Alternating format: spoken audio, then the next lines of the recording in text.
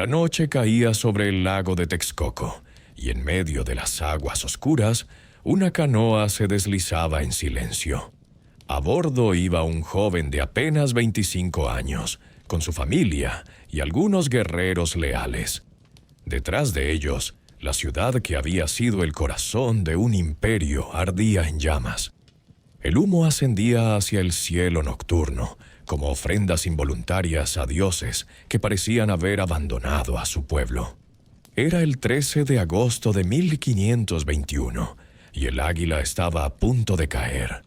Pero antes de llegar a ese momento que cambiaría para siempre el rumbo de un continente, necesitamos viajar hacia atrás.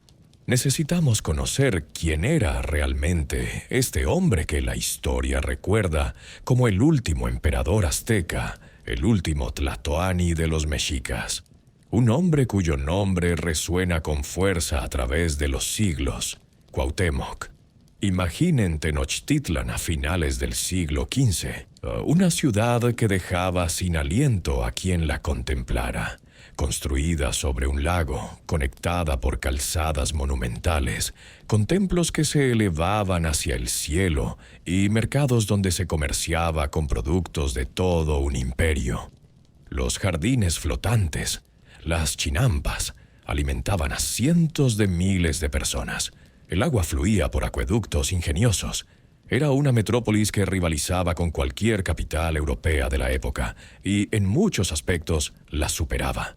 En algún momento entre 1495 y 1503, aunque algunos cronistas sugieren específicamente el año 1496, nació en esta ciudad un niño destinado a escribir las páginas más dramáticas de su historia.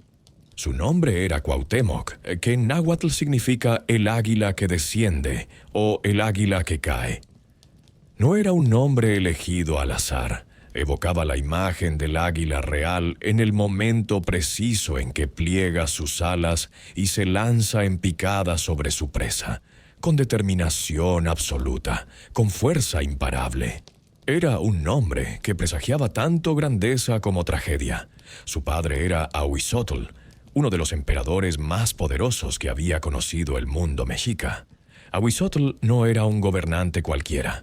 Durante su reinado, que se extendió desde 1486 hasta 1502, el imperio mexica alcanzó su máxima expansión territorial.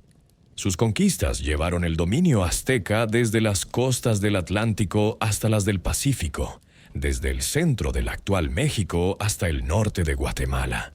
Era un guerrero feroz y un administrador capaz. También era conocido por su crueldad sin límites.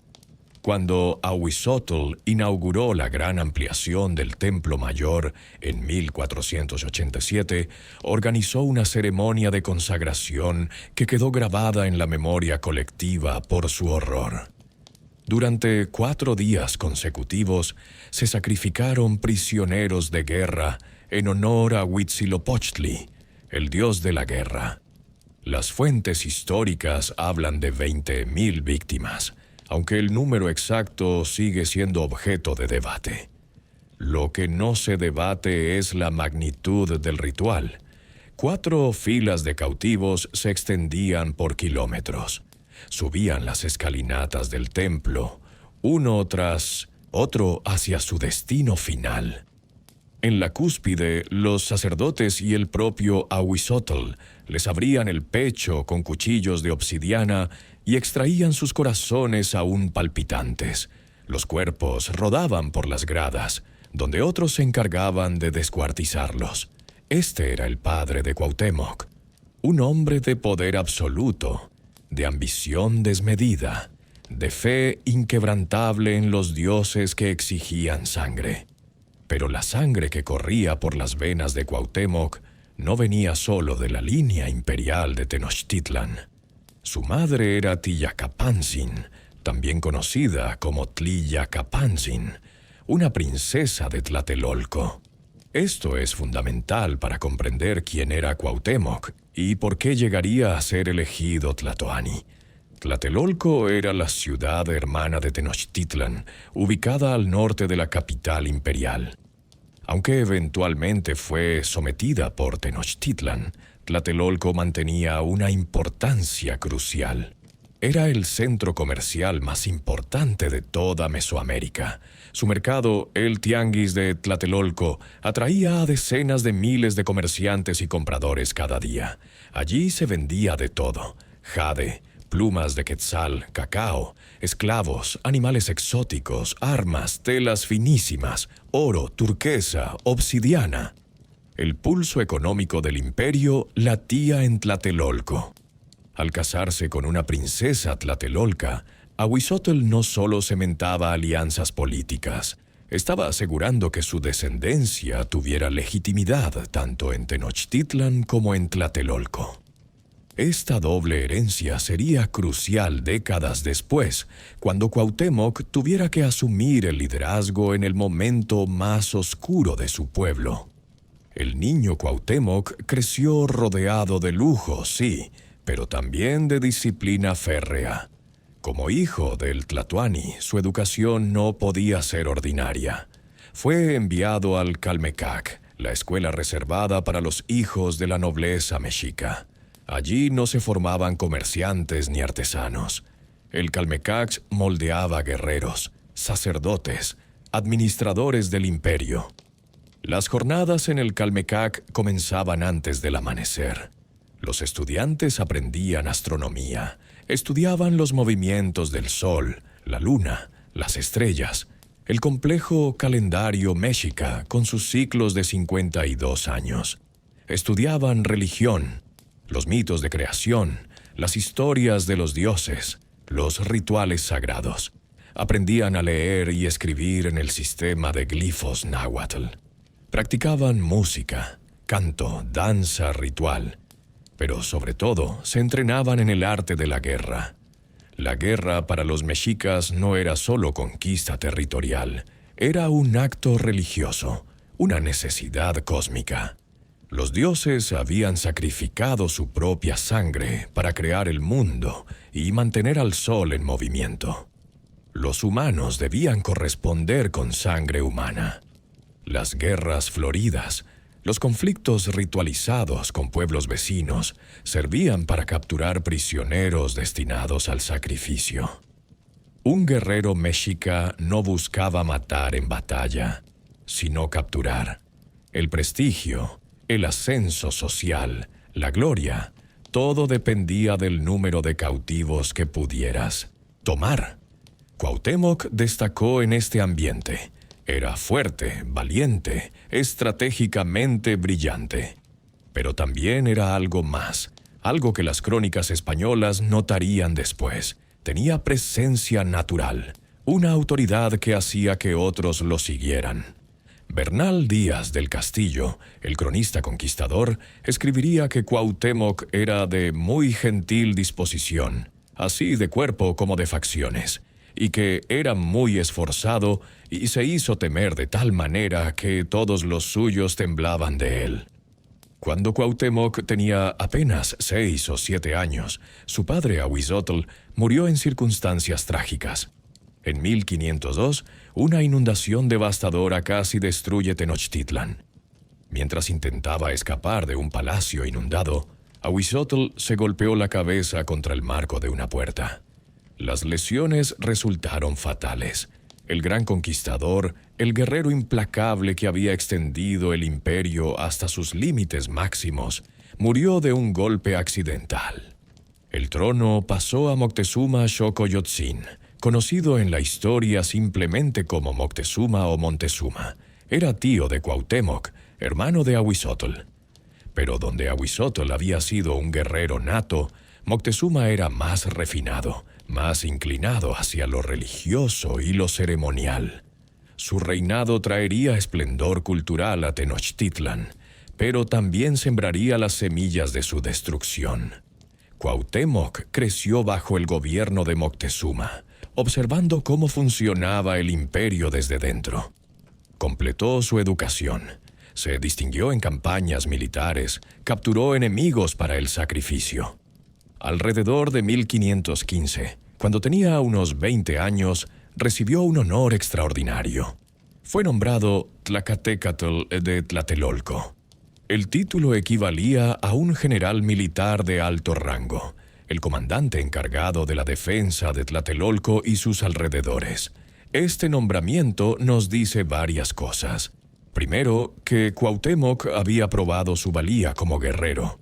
Para alcanzar tal posición, debía haber capturado múltiples enemigos en batalla, demostrado liderazgo, ganado el respeto de la nobleza militar. Segundo, que su linaje materno Tlatelolca seguía siendo reconocido y valorado.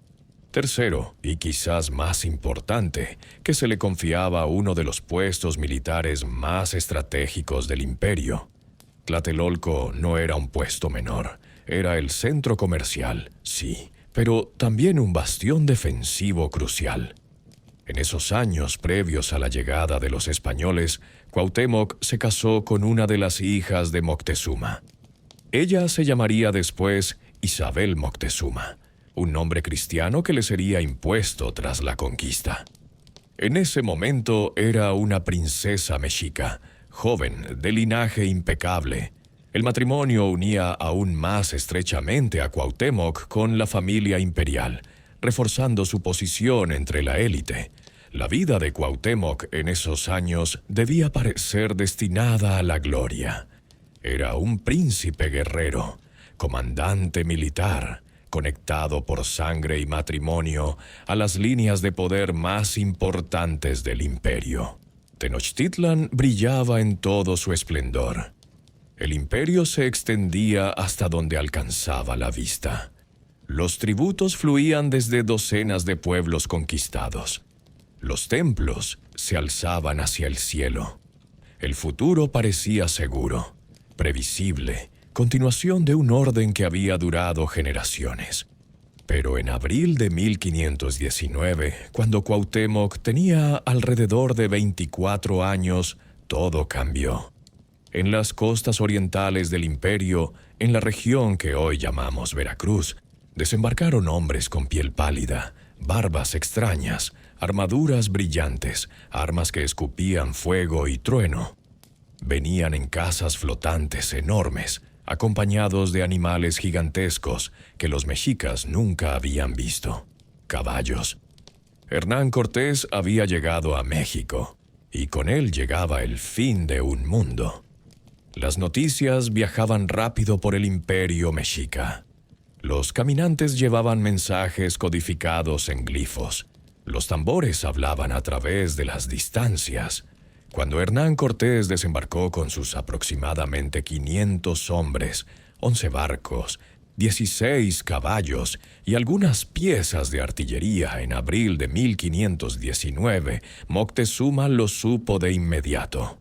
Los mensajeros llegaron a Tenochtitlan con descripciones que sonaban a fantasía.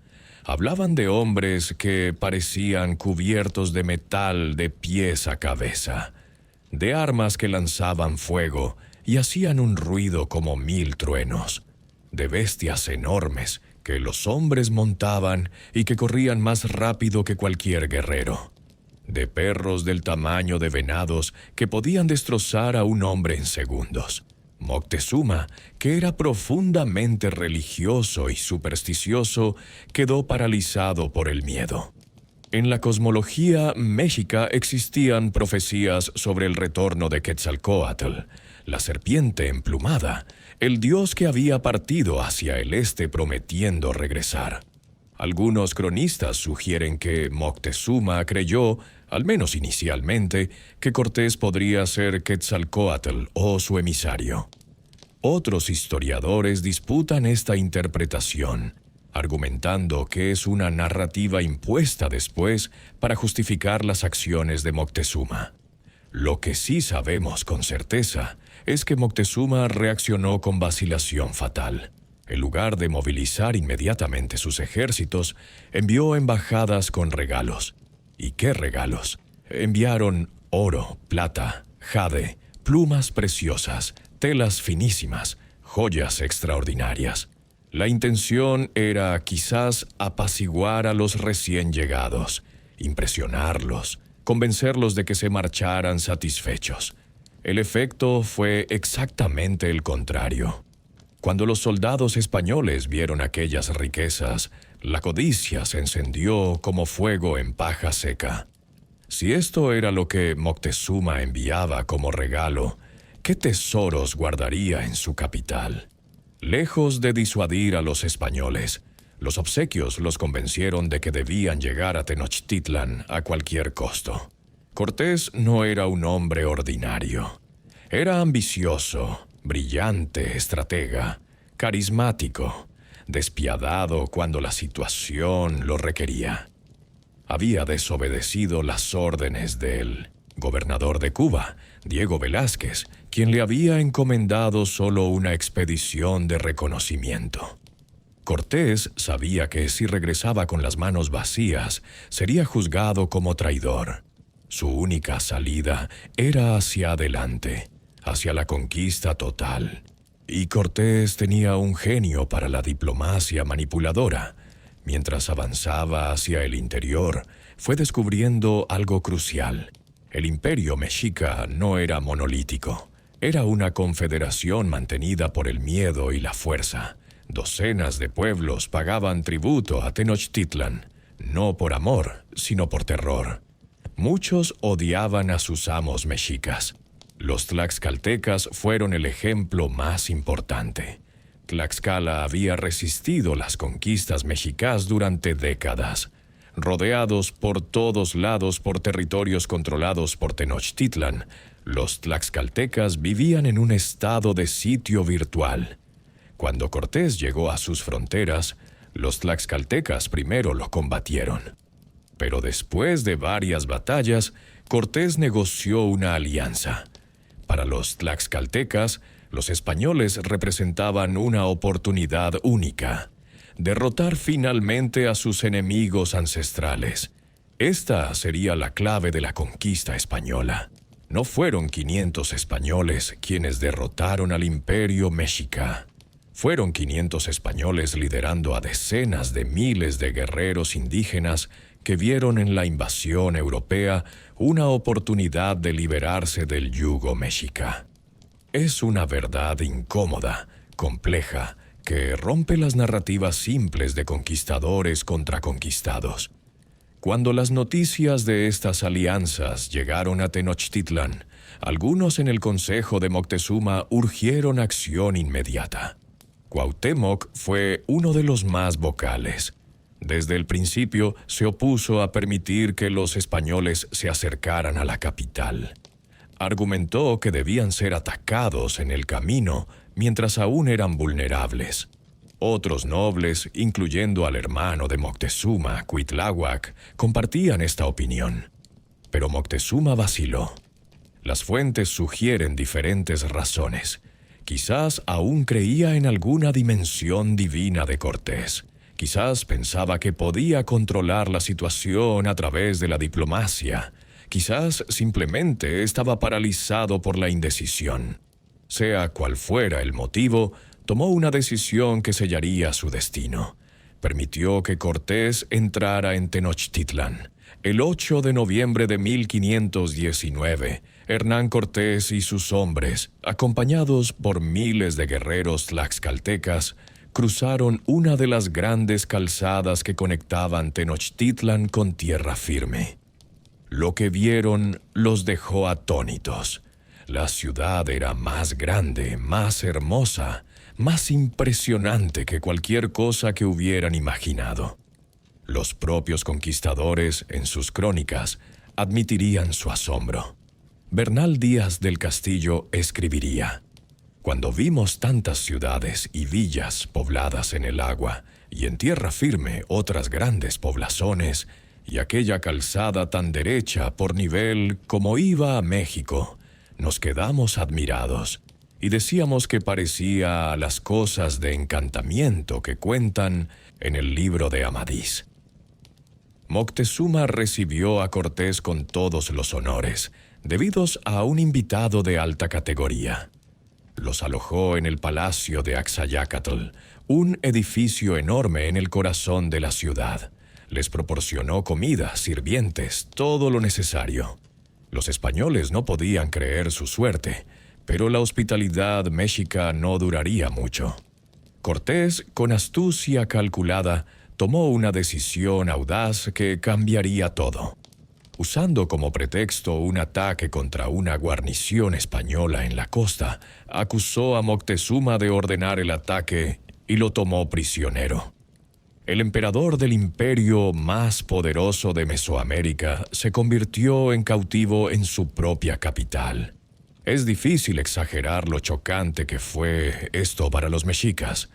Su Tlatoani, el representante de los dioses en la tierra, el guerrero supremo, estaba siendo retenido por un puñado de extranjeros, y Moctezuma cooperó.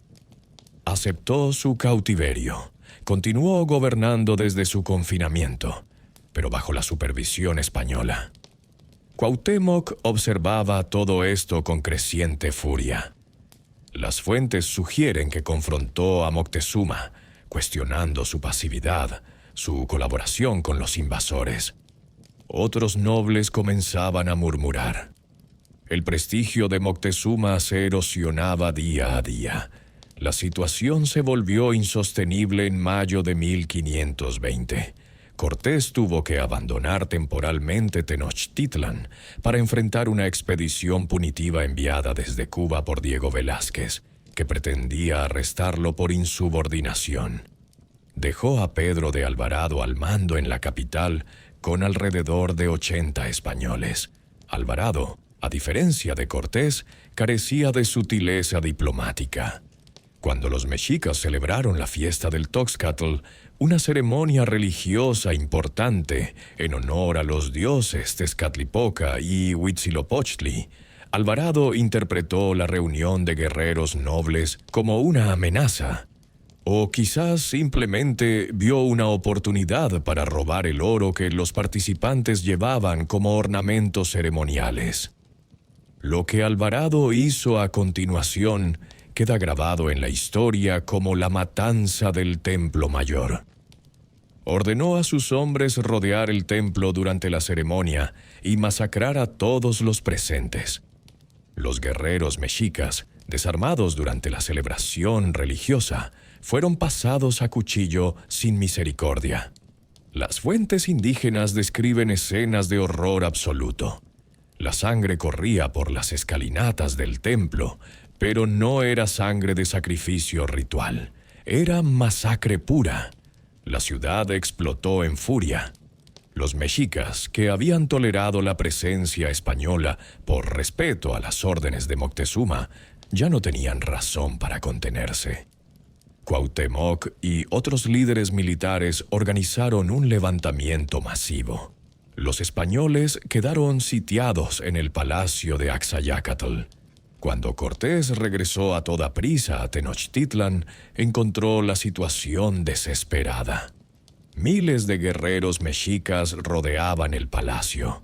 Los españoles estaban muriendo de hambre porque el mercado había sido cerrado. No había comida, no había agua limpia, no había forma de escapar. En un intento desesperado por calmar la situación, Cortés obligó a Moctezuma a aparecer en una azotea del palacio y suplicar a su pueblo que detuviera el ataque. La respuesta fue devastadora. Los mexicas, sintiendo que Moctezuma los había traicionado al colaborar con los invasores, lo recibieron con una lluvia de piedras y flechas. Moctezuma cayó gravemente herido. Días después, murió. Las circunstancias exactas de su muerte siguen siendo objeto de controversia histórica. Las fuentes españolas afirman que murió por las heridas de las piedras lanzadas por su propio pueblo. Las fuentes indígenas sugieren que los españoles lo asesinaron cuando dejó de serles útil. Algunos historiadores modernos creen que la verdad está en algún punto intermedio, que quizás fue asesinado junto con otros nobles cautivos en los días caóticos que siguieron. Lo que no se disputa es que, con Moctezuma muerto, los españoles habían perdido su escudo humano. La situación se volvió insostenible. El hermano de Moctezuma, Cuitláhuac, fue liberado de su cautiverio. Inmediatamente fue elegido nuevo Tlatoani. A diferencia de Moctezuma, Cuitláhuac no tenía ambigüedades sobre qué hacer con los invasores. Organizó un ataque masivo y coordinado. La noche del 30 de junio al 1 de julio de 1520, Cortés intentó una huida desesperada de Tenochtitlan. Cargaron todo el oro que pudieron en sus personas y trataron de escapar bajo la cobertura de la oscuridad y la lluvia. La maniobra fue detectada casi de inmediato. Los guerreros mexicas, liderados estratégicamente por Cuitláhuac y con Cuauhtémoc como uno de los comandantes principales, cayeron sobre los españoles que huían por la calzada de Tlacopan. Fue una masacre.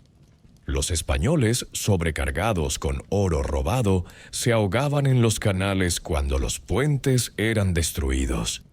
Los guerreros mexicas los atacaban desde canoas. La artillería española se perdió en el lago. Los caballos fueron muertos. Aproximadamente 600 españoles murieron esa noche, casi la mitad de la fuerza original de Cortés. La mayoría de los guerreros tlaxcaltecas que los acompañaban también murieron. Los españoles llaman a este evento la Noche Triste. Según la leyenda, Cortés lloró bajo un ahuehuete, un árbol de sabino, contemplando el desastre. Pero los mexicas tenían un nombre diferente para esa noche, la Noche Victoriosa. Habían derrotado al enemigo, habían expulsado a los invasores. Tenochtitlan estaba libre. Cuauhtémoc había participado en esta victoria crucial. Había visto a los invencibles españoles huir aterrorizados. Había probado el sabor de la victoria. Seguramente pensó que lo peor había pasado, que los extranjeros nunca regresarían. No podía saber que la verdadera pesadilla apenas comenzaba, porque los españoles traían consigo algo mucho más letal que sus armas de acero y fuego. Traían enfermedades. En septiembre de 1520, poco después de la victoria en la Noche Triste, la viruela estalló en Tenochtitlan. Los mexicas no tenían inmunidad contra esta enfermedad europea. El virus se extendió como fuego en paja seca. Miles enfermaron. Miles murieron. Las calles se llenaron de cadáveres. El hedor era insoportable. Los sobrevivientes no daban abasto para enterrar a los muertos. Entre las víctimas estaba el propio Cuitláhuac, el emperador que había liderado la victoria contra los españoles, que había restaurado el orgullo mexica. Gobernó solo 80 días antes de morir por la enfermedad. Su muerte dejó un vacío de liderazgo en el momento más crítico de la historia mexica. La nobleza se reunió para elegir un nuevo Tlatoani. En circunstancias normales habrían considerado cuidadosamente el linaje, la experiencia política, las alianzas familiares.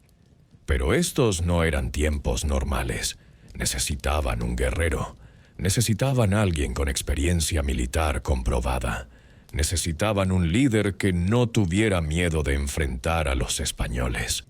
Técnicamente, en la línea de sucesión había otros candidatos con mejor posición. Había príncipes del linaje de Axayácatl, hermanos de Moctezuma que podían reclamar el trono. Pero la mayoría de ellos habían colaborado con los españoles siguiendo las órdenes de Moctezuma. Estaban manchados por esa asociación. Cuauhtémoc era diferente. Se había opuesto a los españoles desde el principio. Había luchado en la Noche Victoriosa. Era joven, apenas 25 años, pero había demostrado valentía y capacidad militar. Su doble linaje, hijo de Ahuizotl y una princesa tlatelolca, le daba legitimidad tanto en Tenochtitlan como en Tlatelolco, y Tlatelolco sería crucial en la defensa que se avecinaba. En algún momento entre noviembre de 1520 y enero de 1521, Cuauhtémoc fue elegido Güey Tlatoani de México Tenochtitlan. No hubo ceremonia tradicional, no hubo celebraciones. La ciudad aún se recuperaba de la plaga de viruela.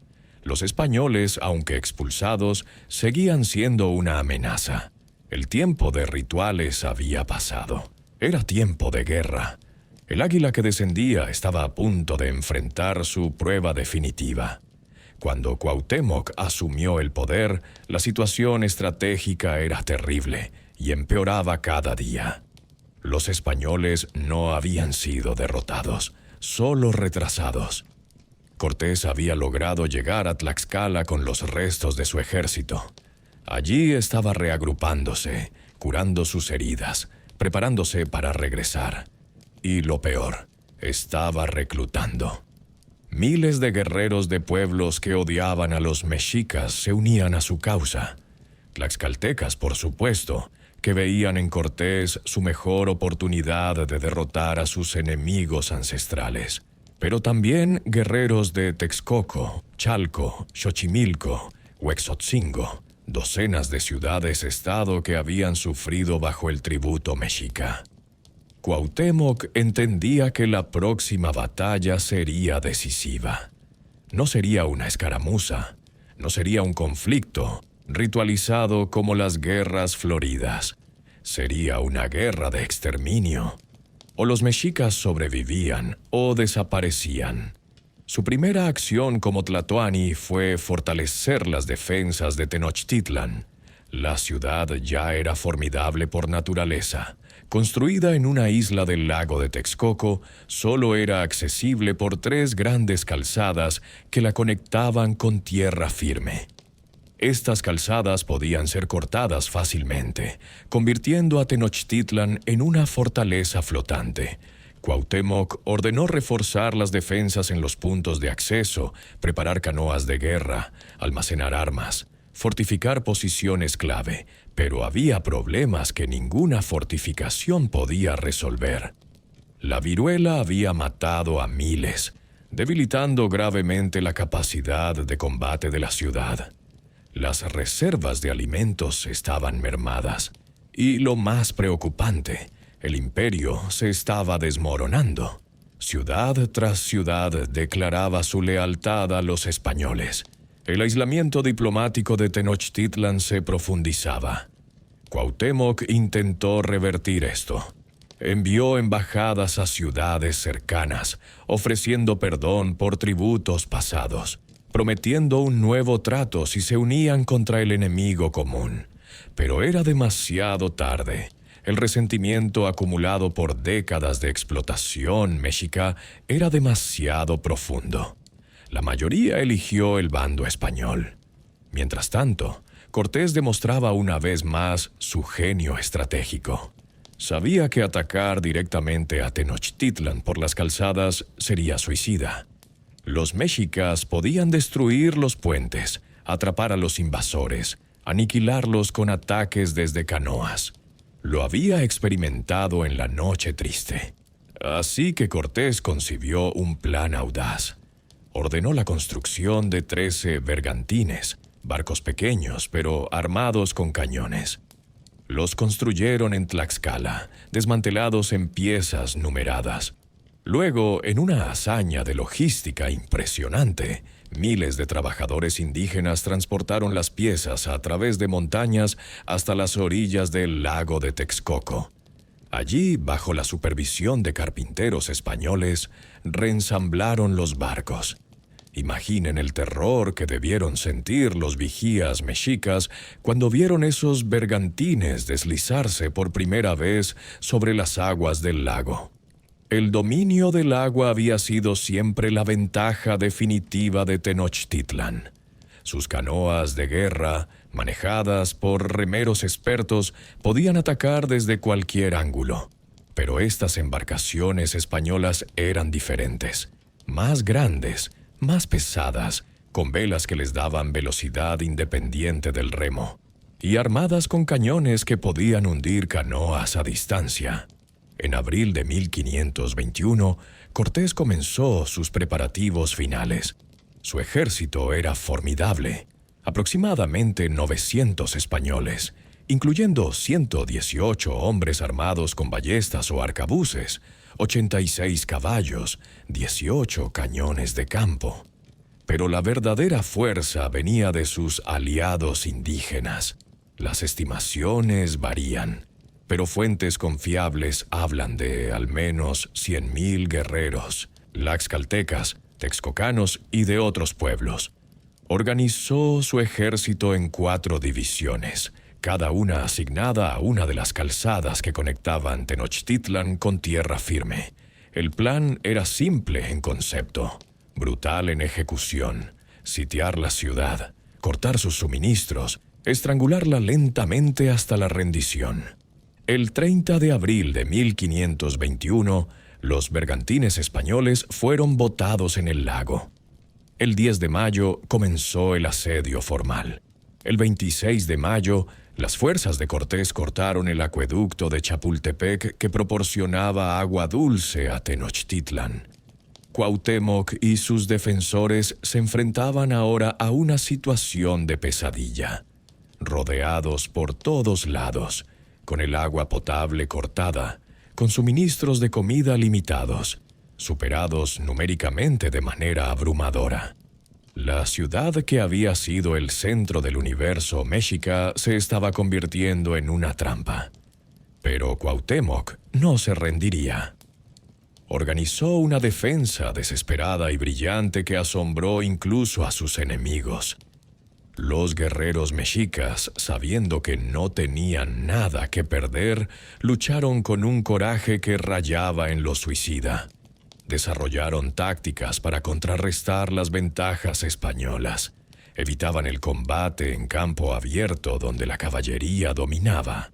Atacaban en las calles estrechas donde los caballos no podían maniobrar. Se dispersaban cuando los españoles preparaban sus armas de fuego, minimizando el impacto de las descargas. Cavaban zanjas y fosas en las calzadas para impedir el avance de la artillería. Uno de los aspectos más ingeniosos de su resistencia fue cómo adaptaron armas capturadas. Tomaron espadas de acero españolas de soldados caídos y las ataron a palos largos, creando lanzas con filo de acero que los españoles aprendieron a temer. Recuperaron ballestas y las usaron contra sus antiguos dueños. Los bergantines españoles dominaban el lago, sí, pero las canoas mexicas seguían siendo más maniobrables. En espacios confinados entre chinampas y edificios sumergidos, las canoas podían rodear a los bergantines, atacarlos desde ángulos que los cañones no podían cubrir. Cuauhtémoc luchó personalmente en primera línea. Las crónicas mencionan que se le veía en los puntos más calientes del combate, animando a sus guerreros, dirigiendo defensas, arriesgando su vida una y otra vez. Su presencia inspiraba a los defensores, pero la realidad militar era implacable. Día tras día, los españoles y sus aliados avanzaban. Demolían edificios, casa por casa, calle por calle. Usaban los escombros para rellenar los canales, creando caminos sólidos por donde pudieran avanzar sin miedo a que los puentes fueran destruidos. Y el hambre apretaba cada vez más. Con el acueducto cortado, los habitantes bebían del lago salobre, enfermándose de disentería. Sin acceso al exterior, las reservas de maíz, frijoles, chile se agotaban. Comenzaron a comer cualquier cosa: cortezas de árboles, hierbas, insectos, cuero hervido. El hambre se convirtió en inanición. La sed era peor. La deshidratación debilita más rápido que el hambre. Los niños lloraban pidiendo agua. Los ancianos morían simplemente por falta de líquidos. Los guerreros que seguían luchando lo hacían con la boca seca, los labios agrietados, cada movimiento un esfuerzo sobrehumano. Y las enfermedades nunca se detuvieron. La viruela seguía matando. La disentería se propagaba por la falta de higiene básica. Los cadáveres se acumulaban en las calles porque no había fuerzas para enterrarlos.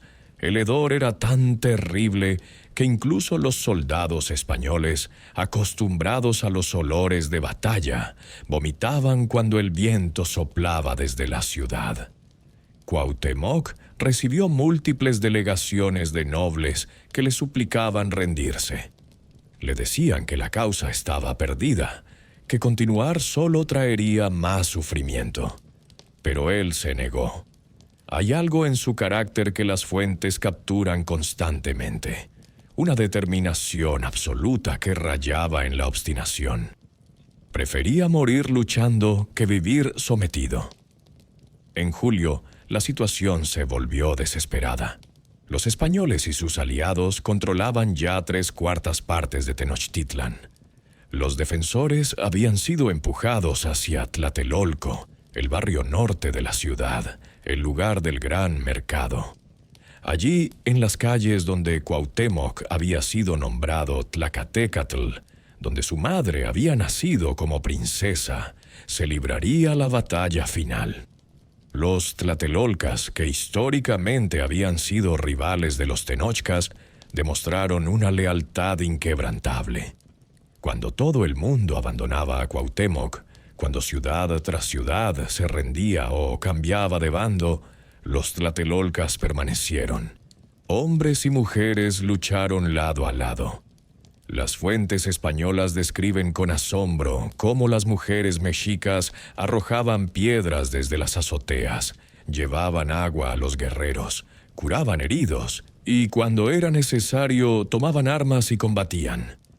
Pero el 12 de agosto de 1521 cayó la última defensa organizada de Tlatelolco.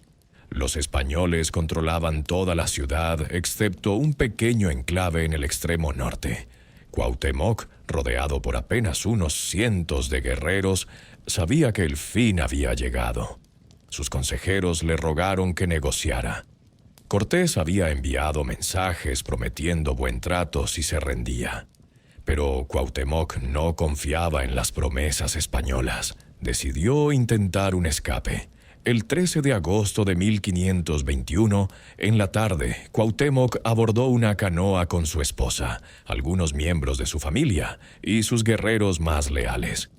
El plan era cruzar el lago hacia tierra firme y desde allí reorganizar la resistencia en el campo. Era un plan desesperado, casi sin posibilidades de éxito, pero era la única opción que quedaba. La canoa se deslizó sobre las aguas del lago, remando desesperadamente hacia la libertad. Pero los bergantines españoles patrullaban constantemente. Uno de ellos, bajo el mando del capitán García Holguín, avistó la canoa. Persiguieron. Cuando el bergantín se acercó, los guerreros mexicas en la canoa prepararon sus armas. Estaban listos para luchar hasta la muerte. Pero Cuauhtémoc los detuvo. Sabía que luchar era inútil. Solo resultaría en la muerte de todos, incluyendo su esposa e hijos. Se puso de pie en la canoa y, según las crónicas, señaló la daga que García Holguín llevaba en el cinturón. Le habló a través de intérpretes diciendo: «Toma tu puñal y mátame ahora. He defendido mi ciudad y mi pueblo como debía. Ya he cumplido con mi obligación. Mátame y termina con esto». Era una solicitud de muerte honorable. Prefería morir a manos del enemigo que vivir como prisionero. Pero Cortés, cuando le informaron de la captura, rechazó la petición. Quería a Cuauhtémoc vivo. Lo necesitaba como símbolo, como herramienta política, como medio para pacificar lo que quedaba de resistencia mexica. Cuauhtémoc fue llevado ante Cortés. El encuentro entre los dos hombres que habían protagonizado este drama épico debió ser cargado de tensión. Cortés, según su propia narrativa, trató al emperador capturado con respeto. Le aseguró que su valentía era admirable, que un español sabía honrar el valor incluso en un enemigo. Pero el respeto español tendría límites muy definidos, y Cuauhtémoc estaba a punto de descubrirlos de la manera más brutal.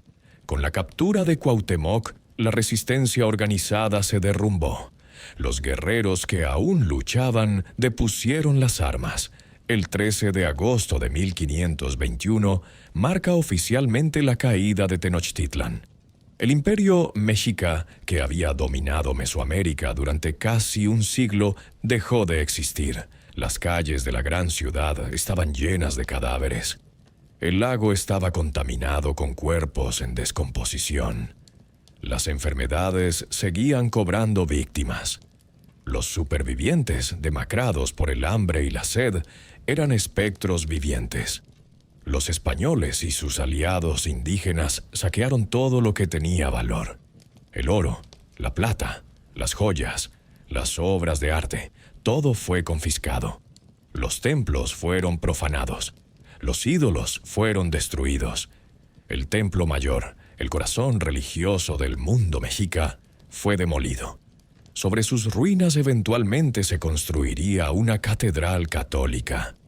Para Cuauhtémoc, prisionero del hombre que había destruido su mundo, comenzaba un calvario que lo convertiría en leyenda. El águila había caído, sí, pero su espíritu no sería tan fácil de quebrar. Hernán Cortés tenía un problema.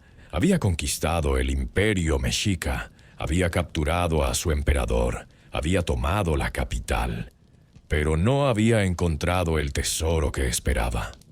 Cuando los españoles originalmente entraron en Tenochtitlan en 1519, habían visto riquezas increíbles.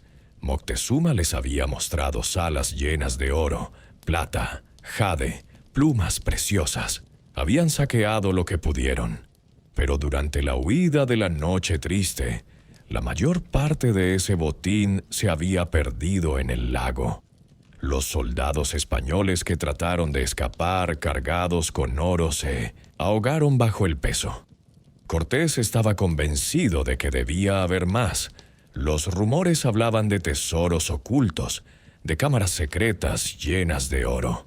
Y la única persona que podía saber dónde estaban era Cuauhtémoc. Así comenzó uno de los episodios más infames de la conquista, el tormento de Cuauhtémoc. Cuauhtémoc fue interrogado repetidamente sobre el paradero del tesoro. Se negó a responder, negó saber de tesoros ocultos. Según algunas versiones, sugirió que gran parte del oro había sido arrojado al lago durante el caos de la guerra. Pero los españoles no le creían, o no querían creerle. Juan de Alderete, el tesorero del rey que viajaba con la expedición, presionó para que se aplicara tortura. Alderete no era soldado, era burócrata, contador, hombre de números. Su trabajo era asegurar que el quinto real, la quinta parte de todo botín que legalmente pertenecía a la corona española, fuera cobrado. Sin oro no había quinto real. Sin quinto real fracasaba en su misión. Cortés, según su propia versión, se resistió inicialmente.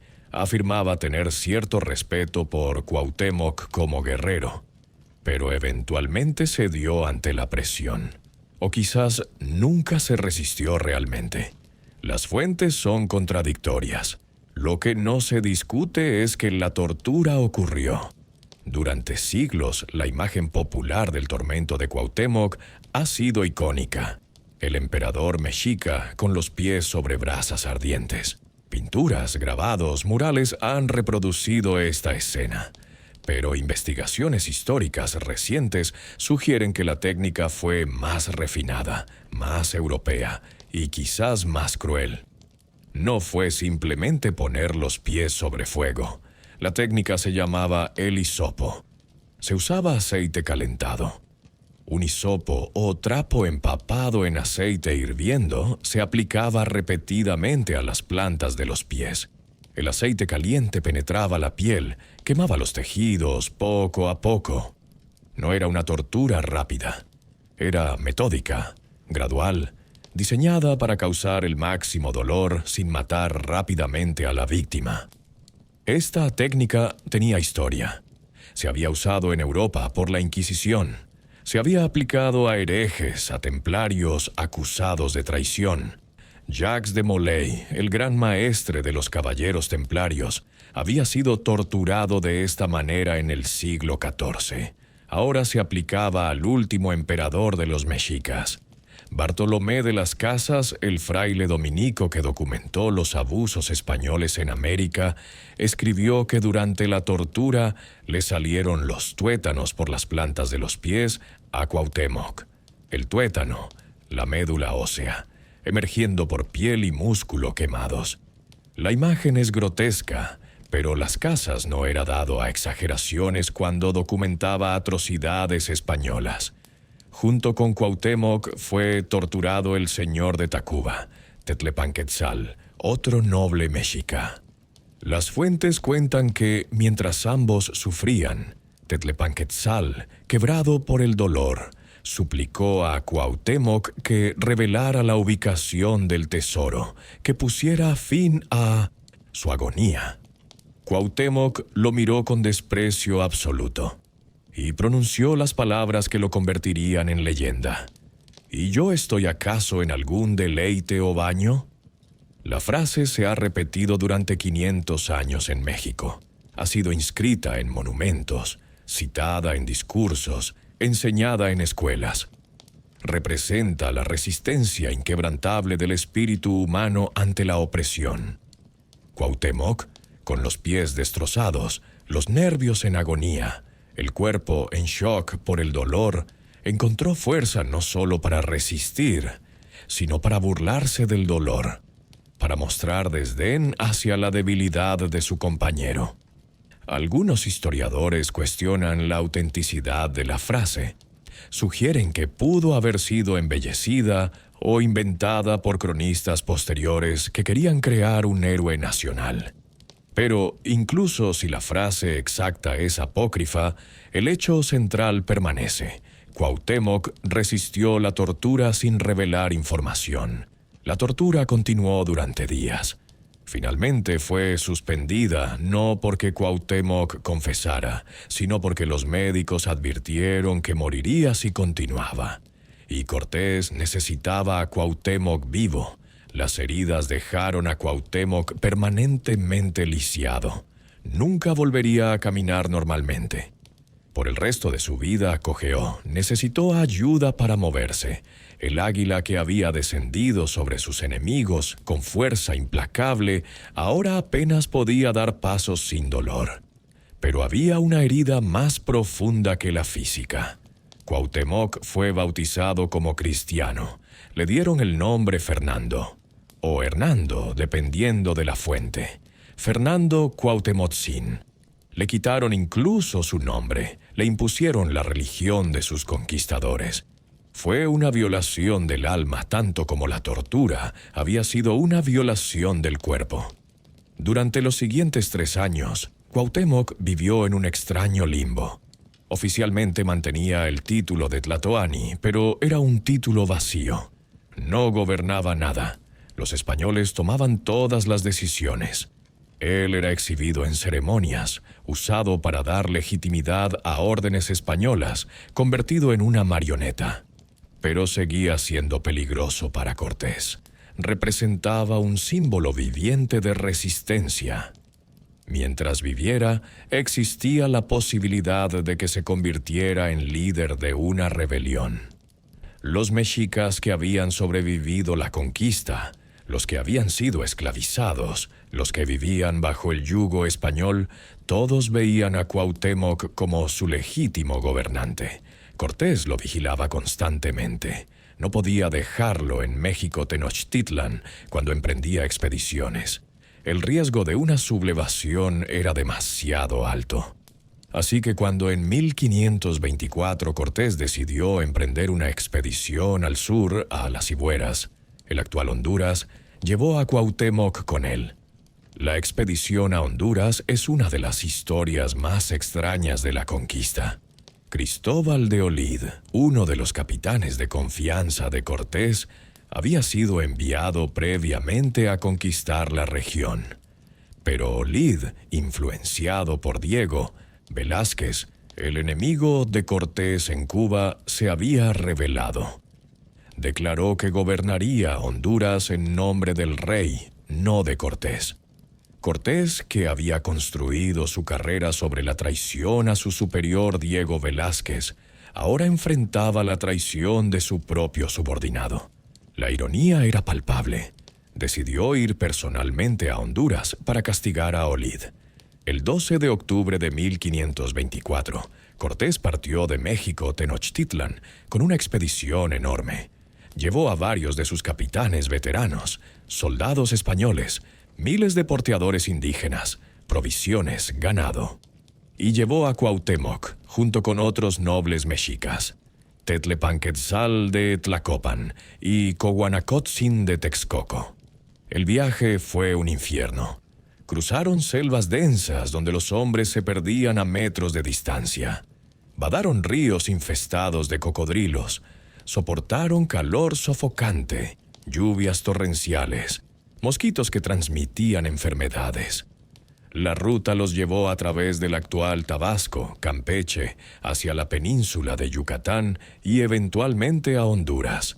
Los cronistas describen el sufrimiento extremo.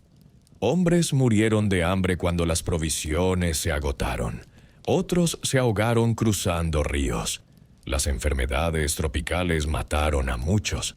El mismo Cortés admitió después que esta expedición fue uno de los mayores errores de su carrera.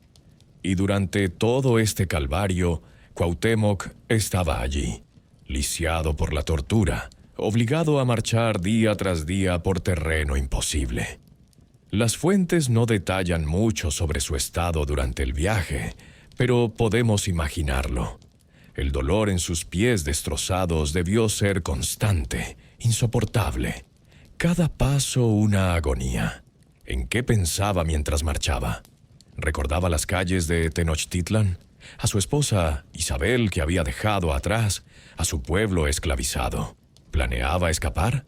¿Soñaba con venganza? Nunca lo sabremos con certeza. Pero lo que sí sabemos es que en febrero de 1525, en un lugar llamado Itzamcánac o Acalán, en territorio de los mayas chontales, Cuauhtémoc fue acusado de conspirar para matar a Cortés. Los detalles de la supuesta conspiración son turbios. Según Cortés, un informante le advirtió que Cuauhtémoc, Tetlepanquetzal y Coguanacotzin planeaban asesinar a los españoles y liderar a los porteadores indígenas en una rebelión. El plan, supuestamente, era matar a Cortés y sus capitanes, tomar sus armas y marchar de regreso a México para liberar a su pueblo. Otras fuentes sugieren versiones ligeramente diferentes. Algunos cronistas afirman que la conspiración fue revelada por dos hombres llamados Tapia y Juan Velázquez. Otros sugieren que fue un pretexto inventado por Cortés, que había decidido que Cuauhtémoc era demasiado peligroso para mantener con vida. Bernal Díaz del Castillo, testigo presencial de los eventos, escribió que la ejecución fue injusta, basada en evidencia escasa o nula. Díaz admitió que le agradaba a Cuauhtémoc personalmente y que la decisión de matarlo lo perturbó. Pero Cortés, que había mostrado respeto superficial por Cuauhtémoc como guerrero, no mostró misericordia. Ordenó la ejecución inmediata. Cuauhtémoc y los otros nobles fueron juzgados en un proceso expedito. No hubo verdadera oportunidad de defensa. La sentencia fue muerte. Según las cartas de relación del propio Cortés, Cuauhtémoc y sus compañeros fueron ahorcados el 28 de febrero de 1525. Otras fuentes dan fechas ligeramente diferentes. Algunos dicen que fue el 25 de febrero, otros que fue el primer domingo de Cuaresma de ese año. Las circunstancias específicas de la ejecución también varían según la fuente. Algunos cronistas dicen que Cuauhtémoc fue ahorcado de un árbol, específicamente una ceiba o pochote, árbol sagrado en la cosmología maya. Otros sugieren que primero fue decapitado y luego su cuerpo fue colgado por los pies como advertencia. Lo que todas las fuentes coinciden es en las últimas palabras atribuidas a Cuauhtémoc. Dirigiéndose a Cortés a través de la Malinche, su intérprete, Cuauhtémoc supuestamente dijo: «Oh Malincín, ya entendí tus falsas promesas y la muerte que me dabas. Mejor hubiera yo tomado la muerte por mis propias manos que fiarme de ti en mi Ciudad de México. ¿Por qué me matas sin justicia? Dios te lo demande». Era una acusación directa. Cuauhtémoc llamaba a Cortés por el nombre que los mexicas le habían dado. Malincín, derivado de Malinche, su intérprete, lo acusaba de traición, de promesas rotas, de asesinato injusto, y apelaba al Dios cristiano que los españoles profesaban adorar para que juzgara este crimen. Díaz del Castillo escribió que después de la ejecución, Cortés sufrió de insomnio, que vagaba de noche, atormentado por la culpa, que se lesionó accidentalmente durante una de estas caminatas nocturnas. Si Cortés realmente sintió remordimiento, nunca lo admitió públicamente. En sus cartas al rey Carlos V, justificó la ejecución como necesaria para prevenir una rebelión que habría costado muchas vidas españolas. Así murió Cuauhtémoc, el último güey tlatoani de los mexicas. Tenía aproximadamente 29 o 30 años. Había gobernado durante menos de un año y medio. Había defendido su ciudad contra odds imposibles. Había resistido tortura que habría quebrado a casi cualquier hombre. Y al final fue ejecutado por el crimen de posiblemente querer ser libre. Su cuerpo fue dejado colgando del árbol como advertencia. Eventualmente fue cortado y aquí la historia se vuelve incierta. ¿Qué pasó con los restos de Cuauhtémoc? Fue enterrado por los mayas locales. Sus huesos fueron llevados de vuelta a México. Se perdieron en la selva. Esta pregunta ha obsesionado a México durante 500 años y ha generado una de las controversias arqueológicas más fascinantes del siglo XX.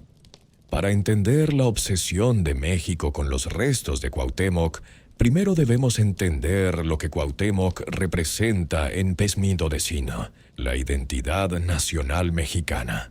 Durante el periodo colonial español, que duró 3 siglos, Cuauhtémoc fue en gran medida olvidado o ignorado. La narrativa oficial celebraba la conquista como una victoria de la civilización sobre la barbarie, del cristianismo sobre la idolatría. Los héroes de esa narrativa eran los conquistadores, no los conquistados. Pero cuando México ganó su independencia de España en 1821, los intelectuales y políticos mexicanos necesitaban construir una identidad nacional diferenciada de España. Necesitaban héroes propios, y Cuauhtémoc era el candidato perfecto. Era joven, valiente, había resistido hasta el final. No había colaborado como Moctezuma, había sido torturado pero no quebrado. Había sido ejecutado injustamente. Era, en otras palabras, una figura trágica perfecta, un mártir de la resistencia contra la opresión extranjera. Durante el siglo XIX, especialmente bajo el gobierno de Porfirio Díaz, Cuauhtémoc fue elevado a la categoría de héroe nacional supremo. Se erigieron monumentos en su honor. El más famoso es la estatua en Paseo de la Reforma en Ciudad de México, inaugurada en 1887. Muestra a Cuauhtémoc de pie, con lanza en mano, mirando hacia el horizonte con determinación. En la base hay un bajorrelieve que representa su tortura. Calles, avenidas, escuelas, pueblos llevan su nombre por todo México. Es mencionado en el himno nacional mexicano indirectamente, en la frase «Un soldado en cada hijo te dio». Los libros de texto lo presentan como ejemplo de patriotismo y resistencia. Pero había un problema con todo este culto heroico. Nadie sabía dónde estaban sus restos. Su tumba, su lugar de descanso final, era un misterio. Y en el siglo XX, ese misterio estallaría en una controversia nacional. En septiembre de 1949, en el pequeño pueblo de Ixcateopan, en el estado de Guerrero, una arqueóloga llamada Eulalia Guzmán anunció un descubrimiento extraordinario. Afirmaba haber encontrado los restos de Cuauhtémoc en la iglesia de Santa María de la Asunción. Eulalia Guzmán no era una figura menor, era una académica respetada. Había trabajado en sitios importantes como Chalcatzingo y Monte Albán. Había sido comisionada por el Instituto Nacional de Antropología e Historia, el INAH, para investigar rumores locales en Ixcateopan que afirmaban que Cuauhtémoc estaba enterrado allí. El 26 de septiembre de 1949, Guzmán excavó bajo el altar de la iglesia y encontró una fosa que contenía huesos humanos parcialmente quemados, una punta de lanza de cobre y, crucialmente, una placa de cobre con una inscripción que decía 1495-1525 Rey E.S. Cuauhtémoc. Guzmán organizó inmediatamente una ceremonia. A las 2 de la tarde realizó una ofrenda a los 4 puntos cardinales, según la tradición mexica. Luego anunció: «He encontrado la tumba de Cuauhtémoc». La noticia explotó en los medios nacionales. México estaba eufórico. Habían encontrado a su héroe nacional. Se organizaron procesiones, ceremonias, discursos. Políticos de todos los partidos vinieron a Ixcateopan a presentar sus respetos.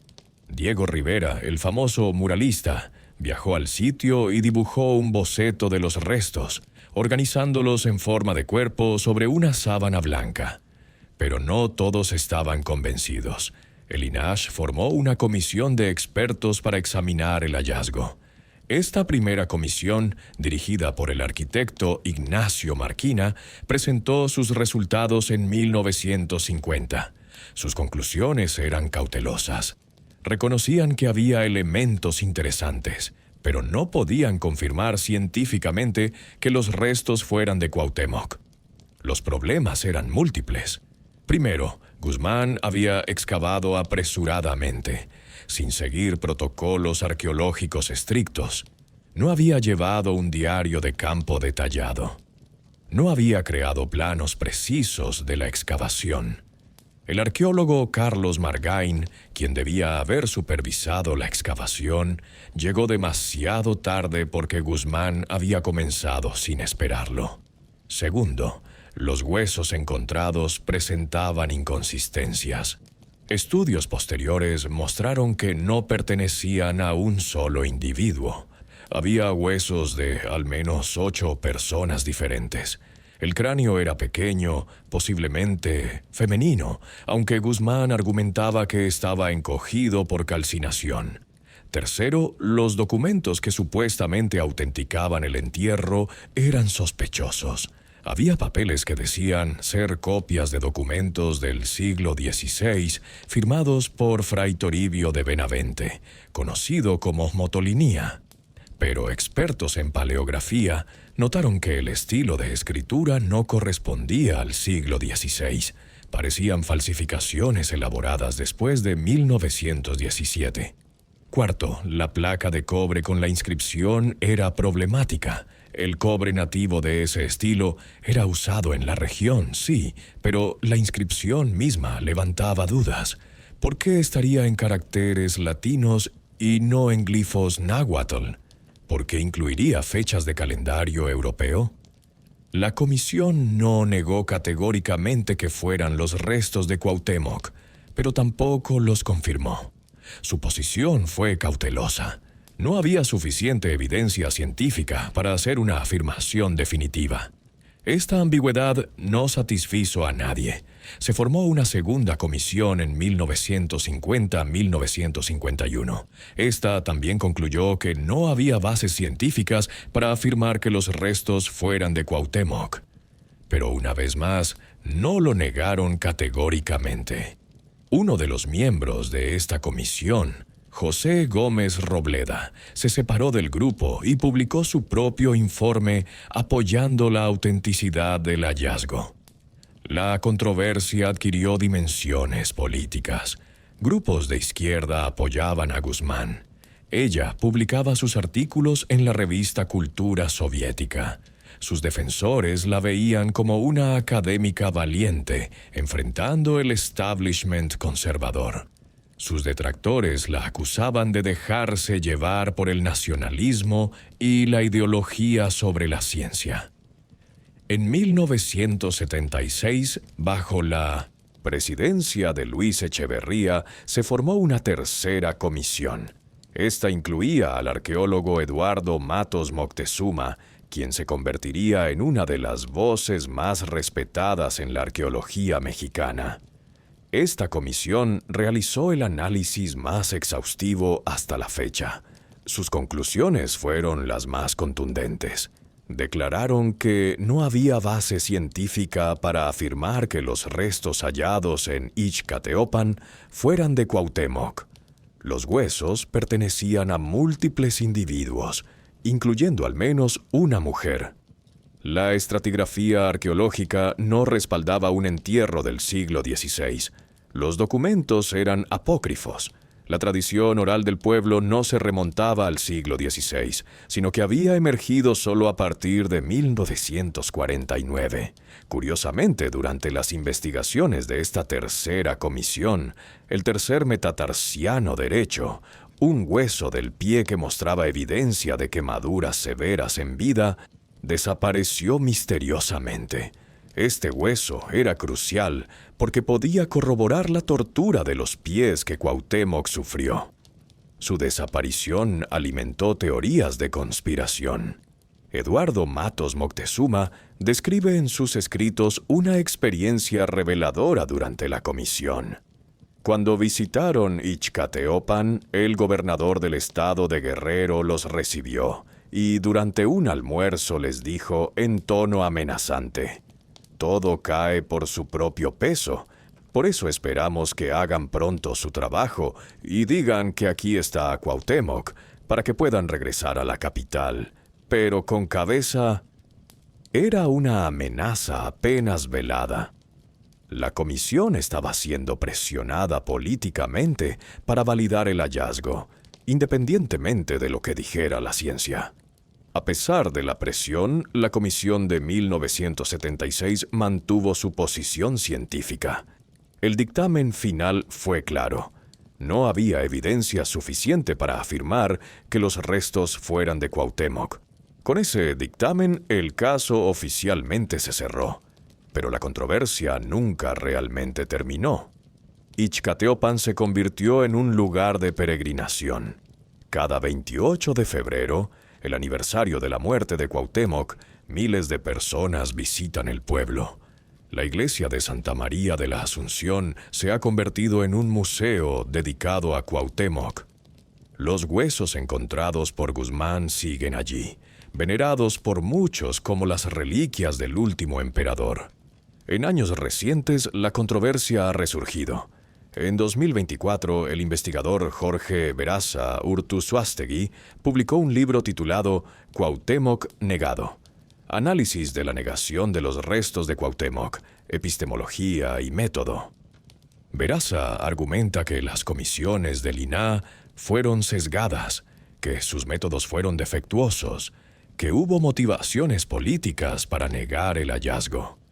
Veraza señala que el 85% de los huesos encontrados pertenecen a un solo individuo masculino joven de talla alta, consistente con las descripciones de Cuauhtémoc. Argumenta que el atlas, la primera vértebra cervical, articulaba perfectamente con el cráneo y el resto del esqueleto, sugiriendo que pertenecían a la misma persona. Menciona el estudio del criminólogo Alfonso Quirós Cuarón, considerado el padre de la criminología mexicana, quien examinó el tercer metatarsiano del pie derecho y concluyó que mostraba marcas de quemadura severa ocurrida en vida y cicatrizada después, consistente con la tortura documentada de Cuauhtémoc. Sus argumentos han reabierto el debate, pero la mayoría de la comunidad arqueológica mexicana mantiene que no hay evidencia científica concluyente para afirmar que los restos de Ixcateopan sean de Cuauhtémoc. Entonces, ¿dónde están realmente los restos de Cuauhtémoc? La respuesta honesta es: no lo sabemos. Podrían estar en Ixcateopan, aunque la evidencia científica es problemática. Podrían estar en algún lugar de la selva cerca de Itzamcanac, donde fue ejecutado. Podrían haberse perdido completamente, destruidos por el tiempo y los elementos. Hay algo poético en este misterio. Cuauhtémoc, el último emperador, permanece esquivo incluso en la muerte.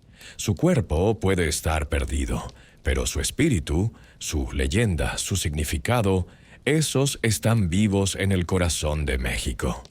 500 años después de su muerte, Cuauhtémoc sigue siendo una figura central en la identidad mexicana.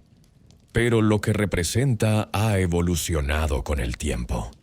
Para los nacionalistas del siglo XIX, Cuauhtémoc era el símbolo de resistencia contra la invasión extranjera.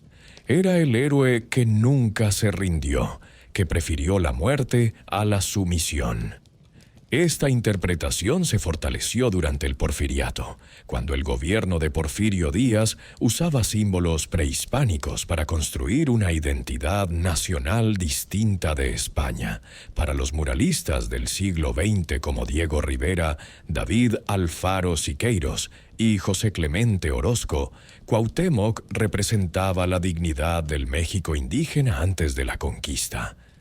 En sus murales lo pintaban como un guerrero noble, fuerte, bello, luchando contra conquistadores codiciosos y crueles. Era parte de una narrativa más amplia sobre la explotación de los pueblos indígenas y la necesidad de justicia social. Para el movimiento indigenista moderno, Cuauhtémoc es un símbolo más complicado. Representa tanto la grandeza de las civilizaciones precolombinas como la tragedia de su destrucción. Pero algunos activistas indígenas contemporáneos cuestionan la glorificación de los emperadores mexicas, señalando que el imperio azteca también fue opresor, que conquistó y explotó a otros pueblos indígenas. En la cultura popular mexicana, Cuauhtémoc aparece en todas partes. Es personaje en novelas históricas, películas, series de televisión. Su imagen aparece en billetes, monedas, estampillas. Es nombre de equipos deportivos, de cervecerías, de calles en cada ciudad mexicana. Pero más allá de los símbolos y monumentos, ¿qué podemos realmente decir sobre el Cuauhtémoc histórico? Era joven, probablemente entre 22 y 28 años durante su reinado y muerte.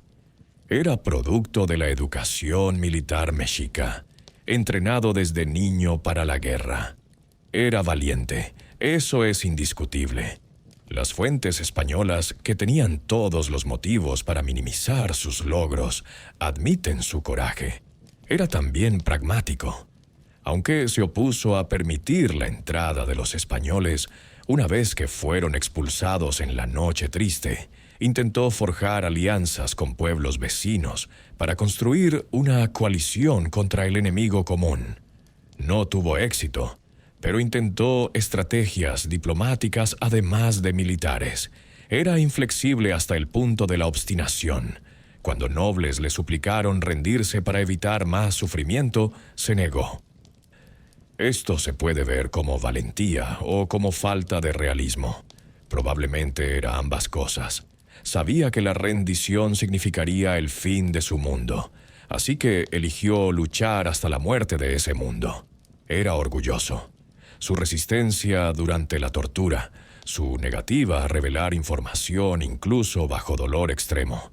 Su frase desafiante, todo habla de un orgullo feroz. Para él, quebrar bajo tortura habría sido peor que la muerte.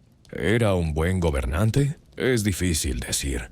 Gobernó durante menos de 1 año y medio, y todo ese tiempo estuvo en guerra total.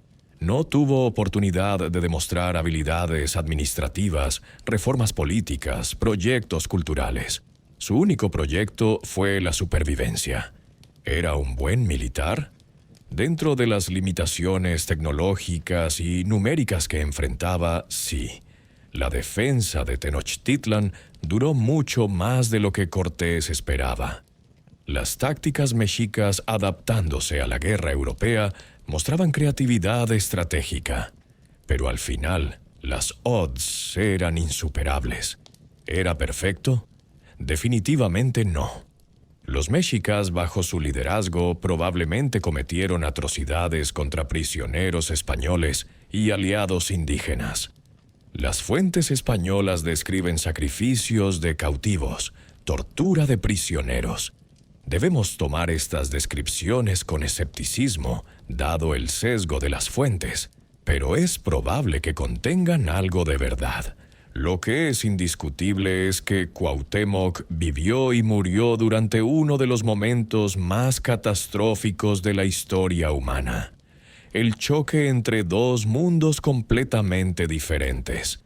Fue el último representante de un orden político y religioso que había existido durante siglos, y tuvo la mala fortuna de estar en el poder cuando ese orden colapsó. Su ejecución en 1525 no fue solo el fin de una vida, fue el fin de una era. Con su muerte terminó cualquier posibilidad de restauración del poder mexica. El México prehispánico había muerto definitivamente. Pero en otro sentido, Cuauhtémoc sobrevivió. Sobrevivió en la memoria, en los mitos, en el significado que generaciones posteriores encontraron en su historia. Se convirtió en algo más grande que el hombre real de 20 años que gobernó brevemente y murió trágicamente. Se convirtió en símbolo. Un símbolo tiene ventajas y desventajas. La ventaja es la inmortalidad. 500 años después de su muerte, Cuauhtémoc sigue siendo relevante, sigue siendo discutido, sigue importando. La desventaja es que el símbolo a menudo oscurece al hombre real. Nos quedamos con la imagen heroica, la frase desafiante, el mártir torturado. Perdemos al ser humano complejo que debe haber sido. ¿Qué sintió Cuauhtémoc cuando vio su ciudad en llamas? ¿Amaba a su esposa Isabel? ¿Tenía hijos? ¿Qué pensaba mientras cojeaba por la selva camino a Honduras? ¿Realmente planeó una conspiración o fue ejecutado por una acusación falsa? ¿Tuvo miedo cuando subió al patíbulo o enfrentó la muerte con la misma determinación que había mostrado en vida? No sabemos. Nunca sabremos. Las fuentes son fragmentarias, sesgadas, contradictorias. El hombre real está perdido en el pasado, separado de nosotros por 5 siglos, por idiomas diferentes, por mundos completamente distintos. Lo que nos queda es la historia, la leyenda, el símbolo. Y quizás eso es suficiente. Porque la historia de Cuauhtémoc nos habla a través de los siglos, nos habla sobre el coraje ante odds imposibles, sobre resistencia cuando todo parece perdido, sobre mantener dignidad cuando te han quitado todo lo demás. Nos habla también sobre las complejidades de la historia, sobre cómo no hay héroes perfectos ni villanos absolutos, sobre cómo los imperios, incluso aquellos que nos parecen magníficos, se construyen sobre conquista y explotación, sobre cómo la resistencia de unos es la opresión de otros, y nos recuerda algo fundamental, que la historia la escriben los vencedores, pero los vencidos no desaparecen. Sobreviven en las grietas, en las historias susurradas, en la memoria obstinada de los pueblos. Cuauhtémoc fue derrotado militarmente. El imperio mexica fue destruido. Tenochtitlan fue arrasada, pero 5 siglos después su nombre resuena. Su estatua se yergue en el corazón de Ciudad de México. Su historia se enseña a los niños. Su espíritu, real o imaginado, inspira a aquellos que enfrentan injusticia. El águila descendió, sí. Cayó como Cuauhtémoc sabía que caería, con las alas plegadas, en picada directa hacia su destino. Pero en esa caída había tanta gracia, tanto coraje, tanta pura determinación, que se convirtió en algo eterno. Esa es la verdadera inmortalidad de Cuauhtémoc, no en sus huesos perdidos, no en la controversia de Ixcateopan, no en los monumentos de bronce, sino en el hecho de que 500 años después seguimos contando su historia. Seguimos maravillándonos ante su valentía. Seguimos preguntándonos qué habríamos hecho nosotros en su lugar. El último emperador azteca murió en 1525, colgado de un árbol en medio de la selva. Pero la leyenda del águila que descendió vive todavía. Y vivirá mientras haya gente que valore el coraje sobre la cobardía, la resistencia sobre la sumisión, la dignidad sobre la supervivencia con cualquier costo. Si te gustó esta historia, si te fascinó conocer la verdad detrás del último emperador azteca, si quieres seguir explorando los misterios y leyendas de nuestra historia, dale like a este video. Suscríbete al canal Noches del Pasado para más historias como esta.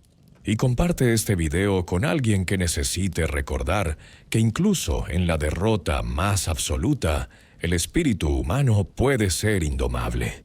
Porque eso, al final, es lo que Cuauhtémoc nos enseña, que algunos águilas caen, sí, pero caen volando.